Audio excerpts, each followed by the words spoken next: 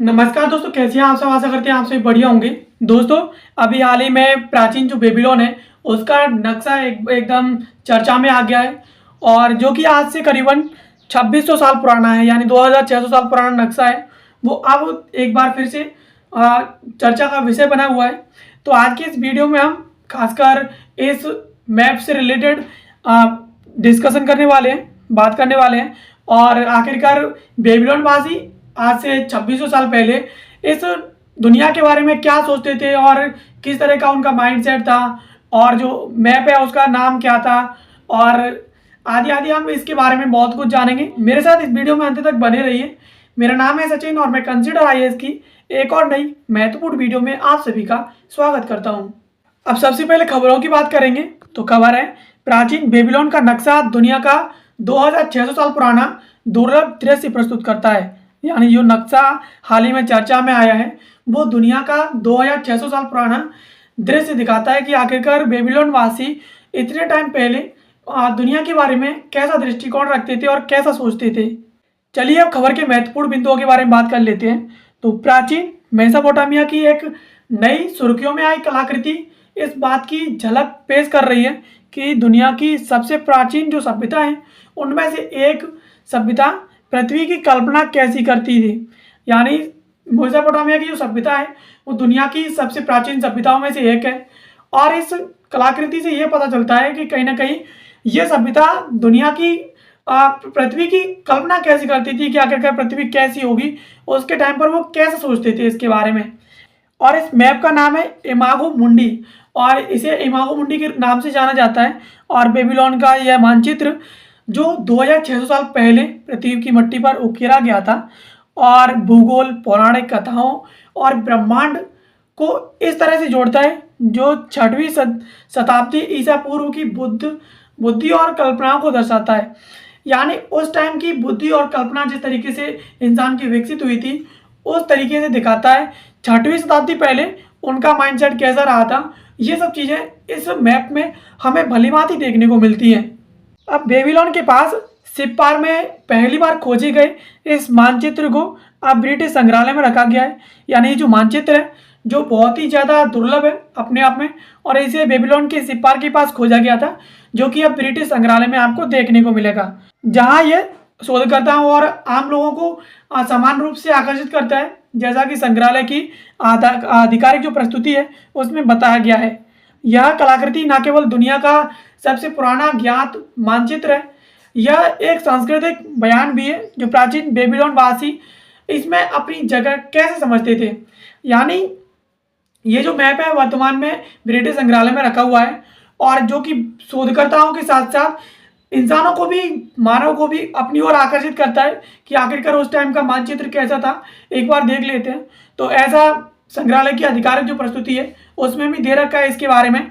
और ये कलाकृति कहीं ना कहीं बेबीलोन वासियों की सांस्कृतिक पहचान बताती है कि आखिरकार वो किस तरीके से रहते थे और किस तरीके से पृथ्वी के बारे में अपना दृष्टिकोण रखते थे और किस तरीके से दुनिया को समझते थे। अब मानचित्र की संरचना भूगोल और पौराणिक कथाओं का मिश्रण है। यानी इमागो मुंडी के केंद्र में बेबीलोन स्थित है, जिसे ज्ञात दुनिया के केंद्र के रूप में दर्शाया गया है। यानी जिस टाइम का ये मैप है उस मैप में जो बेबीलोन है उसे इमागो मुंडी के सेंटर में दर्शाया गया है, और दुनिया के अकॉर्डिंग जिस तरह से वो सोचते थे। और यह केंद्रीय स्थिति सभ्यता के केंद्र के रूप में बेबीलोन में प्राचीन विश्वास को दर्शाती है। यानी बेबीलोन वासी सोचते थे कि जो सभ्यता है ना वो बेबीलोन की बेस्ट है, और उसी तरीके का उनका माइंडसेट था जिसे वो दर्शाती है और उनके विश्वास को भी दर्शाती है। यह एक ऐसा दृष्टिकोण है जो एथेंस, रोम और यरूशलेम जैसी अन्य प्राचीन संस्कृतियों को भी दर्शाता है, और जिन्होंने अपने शहरों को ब्रह्मांड के केंद्र के रूप में दर्शाया गया है। यानी इस मैप में कहीं ना कहीं बेबीलोन के साथ साथ एथेंस है, रोम है और ये जो यरूशलेम है, इन सभी की प्राचीन सभ्यताओं को भी ये दर्शाता है कहीं ना कहीं, और इनको एक ब्रह्मांड के केंद्र के रूप में इस मैप में दिखाया गया है। मानचित्र का डिजाइन 2 संकेंद्रीय विलयों से घिरा हुआ है जो पानी के बड़े निकायों का प्रतिनिधित्व करता है, और इन विलयों की पहचान एक खारे समुद्र और एक कड़वे पानी वाली नदी के रूप में की जाती है। जिसे बेबीलोन के लोग संभवतः अपनी दुनिया की प्राकृतिक सीमाओं के रूप में देखते होंगे। यानी जिस तरीके से इस मैप का डिज़ाइन है ना, उसमें 2 संकेंद्रित वलय दिखाए गए हैं जो बड़े-बड़े पानी के निकायों को प्रतिनिधित्व करते हैं। इनमें ये वैज्ञानिकों की तरफ से बताया गया है, जो इतिहासकार हैं, उनका मानना है कि ये जो 2 निकाय हैं, वो एक खारे पानी का समुद्र है और दूसरा कड़वे पानी का नदी है, और ये कहीं न कहीं एक दूसरे को प्राकृतिक सीमाओं के रूप में देखते हैं। और इन सीमाओं के भीतर मानचित्र कई उल्लेखनीय स्थानों का विवरण देता है, और जैसे कि असीमिया और अरारतू, डेर, एलाम और अन्य शहर और पहाड़। मानचित्र में पहाड़ों, दलदलों और दलदली भूमि जैसी प्राकृतिक विशेषताओं को भी दर्शाया गया है, जो प्राकृतिक भूगोल और मानव बस्तियों और दोनों बेबीलोन के लोगों की गहरी रुचि को दर्शाता है। यानी मानचित्र में वो हर चीज़ दिखाई गई है, वो हर चीज़ बेबीलोन वासियों के द्वारा दर्शाई गई है, जो उस टाइम पर बेबीलोन वासी अपने अनुसार सोचते थे, और मानव रुचि के बारे में बताया गया है, और उसके साथ साथ उसमें प्राकृतिक विशेषताएं दर्शाई गई हैं, और पहाड़, दलदल इत्यादि सब चीज़ों को उसमें उल्लेखनीय रूप से दिखाया गया है।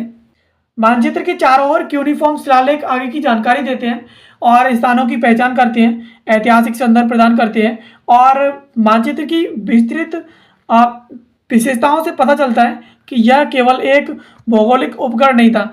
यानी जिस तरीके से मानचित्र में सभी चीज़ें दिखाई गई हैं, तो इसे ये पता चलता है कि कहीं ना कहीं यह कोई एक भौगोलिक उपकरण तो नहीं है, इसमें सांस्कृतिक पहचान भी छिपाई गई है, उनके पहनावे भी दिखाए गए हैं, और जिस तरीके से उनका सीमा भी दिखाई गई है, और पृथ्वी को भी अच्छी तरीके से दिखाया गया है, आदि आदि उसमें कई सारी चीज़ें दिखाई गई हैं जो कि आपको मैप में देखने को मिलेंगी। बल्कि एक सांस्कृतिक कलाकृति थी जिसने भौगोलिक विज्ञान को भौतिक विज्ञान के साथ जोड़ा है, जो कि सांसारिक आकाशीय दोनों क्षेत्रों के बारे में बेबीलोन वासियों की समझ को दर्शाता है। यानी इस मानचित्र में कहीं ना कहीं सांस्कृतिक कलाकृति को भी दिखाया गया है, भौगोलिक विज्ञान को भी दिखाया गया है, इन दोनों को आपस में जोड़ा गया है, जिससे कहीं ना कहीं सांसारिक और आकाशीय बेबीलोन वासियों की समझ को दर्शाता है कि उनकी सांसारिक समझ कैसी थी, और इसके साथ साथ उनकी आकाशीय समझ कैसी थी, वो आकाश के बारे में क्या सोचते थे। अब बेबीलोनियन ब्रह्मांड विज्ञान पर एक नज़र, यानी बेबीलोन वासी ब्रह्मांड विज्ञान पर किस तरीके से अपना रुख रखते थे। तो इमागो मुंडी के सबसे आकर्षक पहलुओं में से एक है बेबीलोन की पौराणिक कथाओं और भौगोलिक विज्ञान से इसका संबंध। यानी इस मानचित्र का कहीं ना कहीं पौराणिक कथाओं से बहुत गहरा संबंध है, और भौगोलिक विज्ञान है ना, उससे भी बहुत बड़ा संबंध है। टैबलेट के पीछे की तरफ आधुनिक राशि चक्र के कुछ हिस्सों के अनुरूप परिचित नक्षत्रों जैसे कि भौगोलिक चित्रण सतह पर उकेरे गए हैं। यानी इस मानचित्र पर भौगोलिक चित्रण भी उकेरे गए हैं। भौतिक दुनिया और स्वर्ग के बीच यह संबंध बेबीलोनियों के इस विश्वास को उजागर करता है, और स्थलीय आकाशीय क्षेत्र आपस में गहराई से जुड़े हुए हैं। यानी वो मानचित्र इस तरीके से डिजाइन किया गया है कि उसमें दिखाया गया है कि जो भौतिक क्षेत्र है ना, वो और जो आकाशीय क्षेत्र है वो एक दूसरे से कनेक्ट करते हैं, यानी जुड़े हुए हैं। मानचित्र में पौराणिक तत्व भी शामिल है, जैसे कि एक वृश्चिक पुरुष है और शेर के सिर वाला एक अंजू पक्षी भी है, जो दिव्य और अलौकिक शक्तियों से भरी दुनिया में बेबीलोन लोगों के विश्वास को दर्शाता है। यानी एक ऐसा वृश्चिक पुरुष भी दिखाया गया है उस मानचित्र, और इसके साथ साथ एक शेर जैसे सिर वाला अंजू पक्षी भी दिखाया गया है, जो कहीं ना कहीं बेबीलोन वासियों के दुनिया से जिस तरीके का उनका अलौकिक शक्तियों पर विश्वास था उसको भी दर्शाता है। वर्तमान में अंजू पक्षी जो दिखता है वो इस तरीके का दिखता है, लेकिन उसमें इसका सर शेर वाला दिखाया गया है। इन पौराणिक प्राणियों का उद्देश्य भौतिक दुनिया पर आध्यात्मिक या दैवीय प्रभावों का प्रतिनिधित्व करना है। यानी इन जिस तरीके से इन प्राणियों को दिखाया गया है, उनका कहीं ना कहीं इस भौतिक दुनिया पर आध्यात्मिक और दैवीय जो प्रभाव है वो दर्शाता है, यानी दिखाता है कि बेबीलोन वासी किस तरीके से इन देवताओं में, इन अलौकिक शक्तियों में विश्वास रखते थे। ऐतिहासिक संदर्भ और महत्व। इमागो मुंडी सिर्फ एक नक्शा ही नहीं है, यह बेबीलोन के दृष्टिकोण का प्रतिबिंब है, जो व्यवहारिक भूगोल और पौराणिक कथाओं और जो भूगोल विज्ञान है उसका मिश्रण है। यानी ये सिर्फ एक नक्शा ही नहीं है, ये वहाँ के लोगों का पूरा एक माइंडसेट प्रस्तुत करता है, जिसमें व्यवहारिक भूगोल को दिखाता है, पौराणिक कथाओं को दिखाता है, और इसके साथ साथ भूगोल विज्ञान है उसको भी इसमें कनेक्ट करता है। शोधकर्ताओं ने पाया है कि यह नया नक्शा मेसोपोटामिया क्षेत्र के बारे में जानकारी देता है, जिससे नदियों यानी कि टिग्रिस और जो यूफ्रेटस नदी है उसके बारे में, उसके बीच की भूमि के रूप में जाना जाता है, जो प्राचीन सभ्यता का एक उद्गम स्थल था। यानी जिस तरीके से शोधकर्ताओं ने इसका शोध किया है, तो जानकारी मिली है कि ये नया नक्शा है, ये जो मेसोपोटामिया का नक्शा है वो कहीं ना कहीं नदियों के बारे में जानकारी देता है, जिनके बीच इस सभ्यता का उद्गम हुआ था, यानी इस सभ्यता का जन्म हुआ था। यह मानचित्र विशेष रूप से महत्वपूर्ण है क्योंकि यह बेबीलोन के मानचित्र की एक लंबे समय की चली आ रही परंपरा का प्रतिनिधित्व करता है और पीढ़ियों से इसे आगे बढ़ाया गया है। इमागो मुंडी संभवतः एक पुराने मानचित्र का पुनरुत्पादन था, जो यह दर्शाता है कि बेबीलोन के लोग सदियों से अपने भौगोलिक ज्ञान को सुरक्षित और सुधार रहे हैं। यानी यह कहीं ना कहीं एक मानचित्र जो दिखाया गया है वो मानचित्र बेबीलोन वासियों के माइंडसेट को प्रस्तुत करता है, जिसमें यह दिखाया गया है कि कहीं ना कहीं बेबीलोन वासी अपने प्राचीन जो उनका रत्न है उन्हें एक तरीके से संरक्षित करके रखे हुए हैं और उसमें लगातार सुधार करते हुए जा रहे हैं।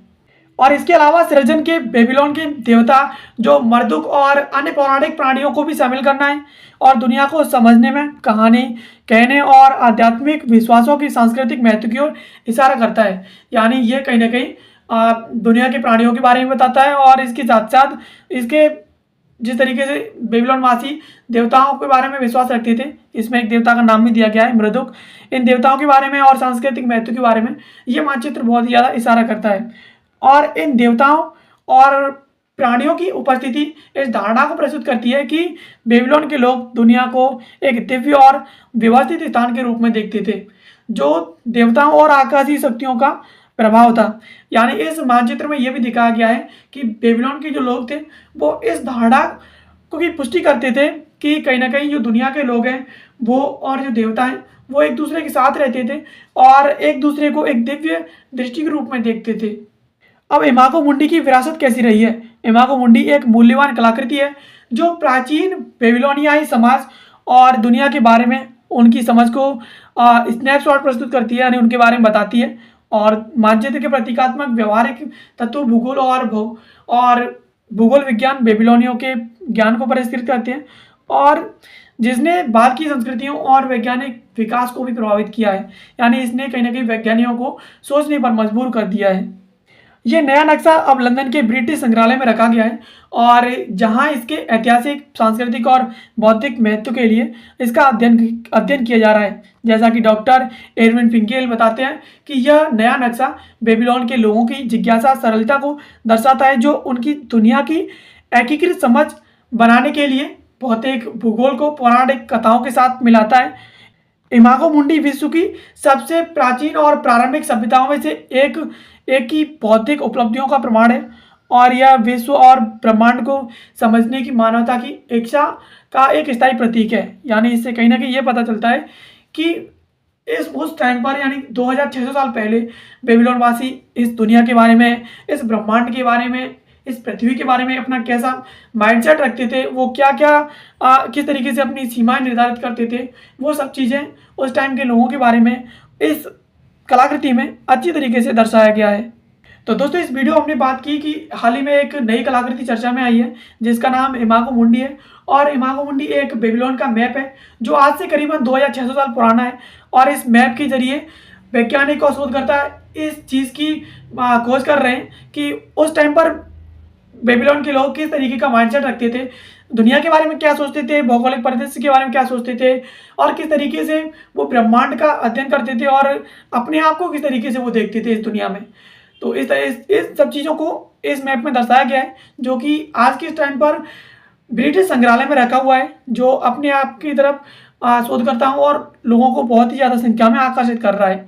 आशा करते हैं वीडियो आपको पसंद आई होगी। ऐसी वीडियोज़ के लिए आप हमें सब्सक्राइब कर लीजिए। बाकी मिलते हैं किसी अगले वीडियो में किसी नए और महत्वपूर्ण टॉपिक के साथ। तब तक के लिए आप सभी का बहुत बहुत धन्यवाद।